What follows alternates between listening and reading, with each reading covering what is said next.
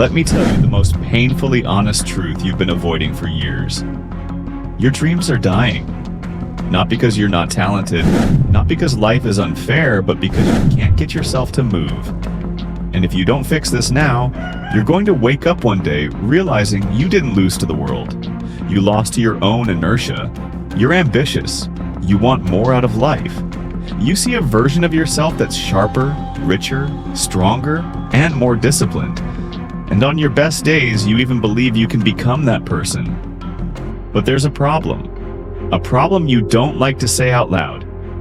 You're lazy. Not lazy because you're incapable. Lazy because you know exactly what you should be doing. And somehow you just don't do it. And then comes the guilt. That deep, sharp guilt that sits quietly in your chest because you know, without question, you're made for more. But days pass, weeks pass, months pass. Eventually, that guilt becomes acceptance. Not peace, just resignation. Then a new year arrives. New goals, new notebooks, new promises. You feel motivated, you feel unstoppable, you feel new. But before long, the motivation fades, and procrastination creeps back in like that one relative who shows up uninvited and refuses to leave. Soon, your short break becomes hours. Those hours become your routine. And eventually, you label yourself as just a lazy person. But here's the twist you've never considered. You're not lazy, you're stuck. And the force keeping you stuck isn't a character flaw. It's not lack of discipline or lack of ambition. It's one thing: inertia. Most videos you watch talk about deleting social media, putting your phone in another room, or removing distractions. Sure, those things help for a little bit, but they treat procrastination like a symptom, not a disease. If you want to fix procrastination for good, you have to understand the psychology and physics behind it. In physics, inertia means objects at rest stay at rest, and objects in motion stay in motion, unless acted on by an external force. Your tasks work exactly the same way. Starting anything requires energy, not physical energy, mental activation energy. And most people make the starting point so big and so overwhelming that their brain chooses the easiest escape. Delay, distraction, dopamine. You avoid the task not because it's impossible, but because the starting line looks like a mountain. Here's the science. Your brain is wired to conserve energy and avoid pain. A big task. Big perceived pain. So your brain negotiates with you. Let's do it later. Let's check one more notification. Let me just relax for 5 minutes. It's not weakness, it's survival mode. The problem isn't the task. The problem is your relationship with starting. Once you understand that, everything changes. There are 2 proven techniques to break inertia and escape procrastination. 1. Reduce the stakes. Make the starting point microscopic.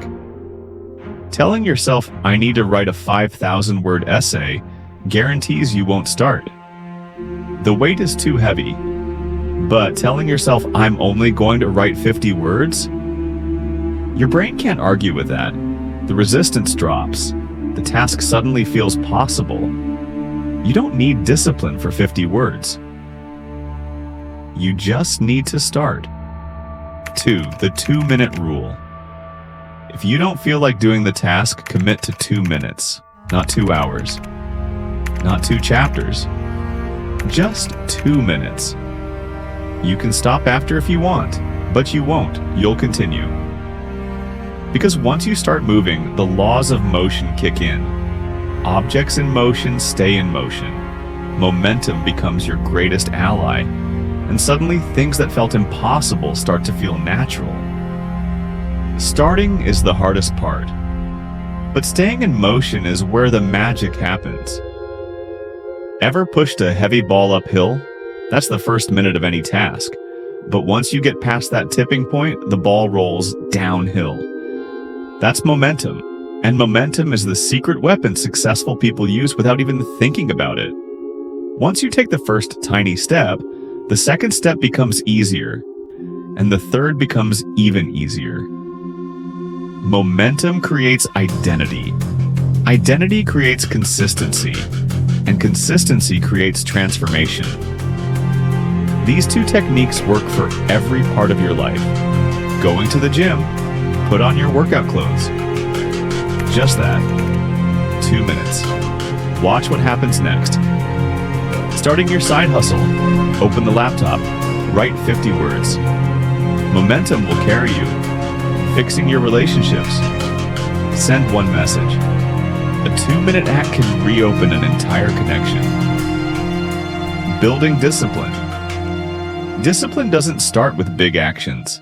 It starts with tiny victories repeated daily.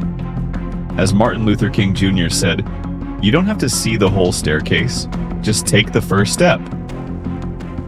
And that's all procrastination ever needed from you. Your first step. If this hits you a little too hard, good. It means your life is asking for change. And if you want more brutally honest, no excuse content that pushes you toward the life you're meant to live, subscribe to No Pain, No Success, because here we don't escape the truth. We use it, we face it, and we transform with it.